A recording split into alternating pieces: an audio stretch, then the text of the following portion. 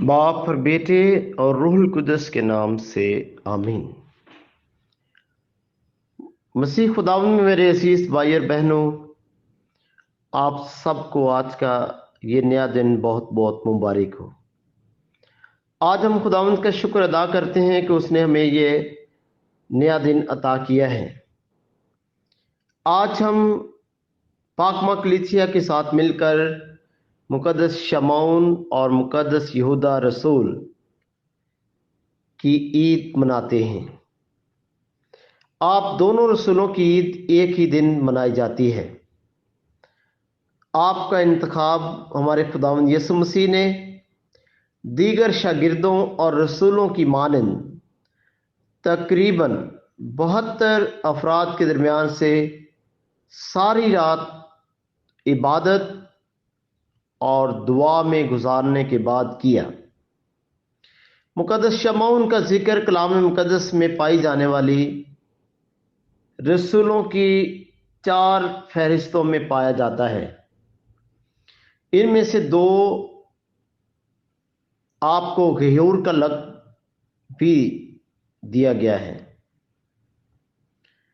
ये लक़ब दरअसल यहूदियों के उस ग्रोह से ताल्लुक़ और मुनासबत रखता है जो कौमी सतह पर मुनज़्ज़म होकर रोमियों से आज़ादी के ख्वाहां थे। इनकी नज़र में पुराने अहदनामे के मसीहा की आमद के हवाले से पेशनगोइयाँ इस बात का पेश क़यामा थीं कि यहूदी एक सोर आज़ाद कौम होंगे, सिर्फ खुदा ही उनका बादशाह होगा और किसी और हुकूमत को टैक्स अदा करना खुदा की ताहीन होगा। आपको शमौन कानवी के तौर पर भी जाना जाता है।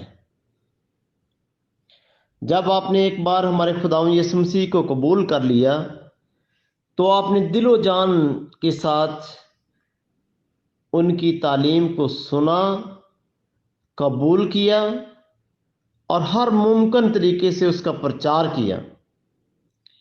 रूह कुदस पा लेने के बाद आप जगह जगह जाकर खुशखबरी सुनाते रहे। इसी तरह मुकद्दस यहूदा को तादाई के नाम से पुकारा जाता है। आप मुकद्दस यकूब हल्फाई के भाई और खुदावंद यीशु मसीह के रिश्तेदार हैं।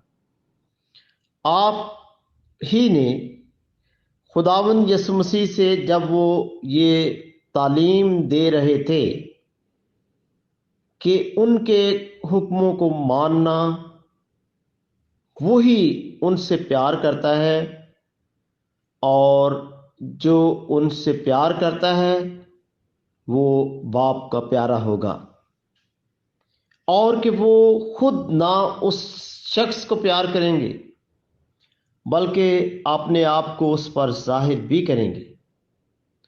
तो आपने खुदावंद से पूछा कि ये बात किस तरह है कि तू अपने आप को हम पर जाहिर करता है लेकिन दुनिया पर नहीं। इस पर हमारे खुदावंद यीशु मसीह ने आपको बहुत खूबसूरत जवाब दिया। उन्होंने कहा कि अगर कोई मुझे प्यार करता है तो वो मेरे कलाम पर अमल करेगा और मेरा बाप भी उसे प्यार करेगा और हम उसके पास आएंगे और उसके यहाँ अपना मुकाम करेंगे। आज के अंजीली इक़्तिबास में हमने सुना है कि खुदावंद यीशु मसीह ने अपने मिशन को जारी रखने के लिए 12 रसूलों का तकर्रर किया ताकि खुदा की बादशाही की शहादत दें और उनकी जो मसीह में है रहनुमाई करें। खुदावंद यीशु मसीह ने हम इंसानों को चुनकर इस बात को वाज़ेह कर दिया है कि खुदा बाप की नज़र में इंसान अहमियत के हामिल है। और आज की इंजील मुक़द्दस को समझने के लिए موسیٰ کی زندگی اور اس کے کاموں کا علم ہونا بہت ضروری ہے۔ حضرت موسیٰ خدا کے پہاڑ پر گیا اور پھر نیچے آیا اور لوگوں کو خدا کی باتیں اور احکام عطا کیے۔ اسی طرح خداوند یسوع مسیح پہاڑ پر دعا کرنے کو گیا، خدا کی رفاقت میں رہا اور نیچے آ کر 12 رسولوں کو چنا۔ حضرت موسیٰ اور خداوند یسوع مسیح دونوں پہاڑ پر خدا کی رفاقت میں دعا کرتے ہیں۔ شاگردوں کا چناؤ خدا کی بادشاہت کو وسیع کرنے کا عمل ہے۔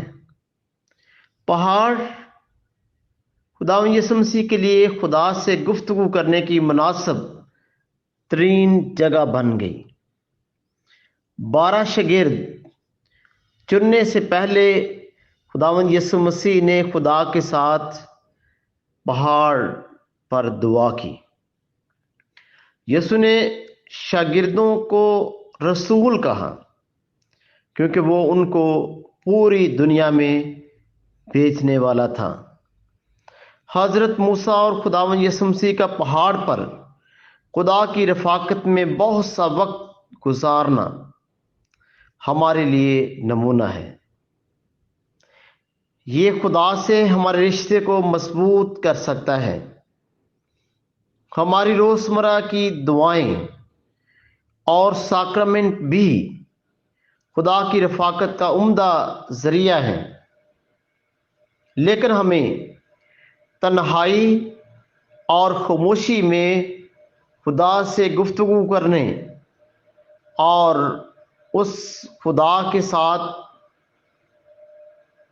تعلق رکھنے میں ہماری مدد اور رہنمائی کرتے ہیں۔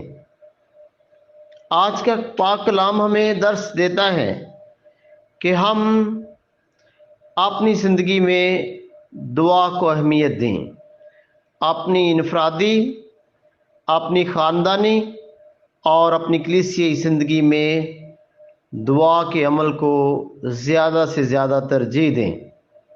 دعا ہمیں خدا سے ملاتی ہے، دعا ہمیں خدا کی رفاقت میں آگے بڑھنے کے لیے ہماری مدد کرتی ہے۔ آئیے آج ہم خداوند سے دعا کریں کہ ہم سب جنہوں نے بپتسمہ لیا ہے اور ہمیں خدا نے بلایا ہے، ہم اپنے اپنے بلاوے کے مطابق زندگی بسر کریں اور دعائیہ عمل سے اپنے آپ کو اور زیادہ روحانی بنائیں۔ خداوند ہمیں یہ فضل بخشے تاکہ ہم اپنے اس بلاوے کو سمجھیں، شاگردوں اور رسولوں جیسا جوش اور جذبہ اپنی زندگی میں اپناتے ہوئے خدا کی بادشاہی کو اپنی زندگی میں محسوس کریں۔ خداوند ہمیں آج کے پاک کلام پر عمل کرنے کی توفیق عطا کرے، مسیح خداوند کے وسیلے سے، آمین۔ باپ اور بیٹے اور روح القدس کے نام سے آمین۔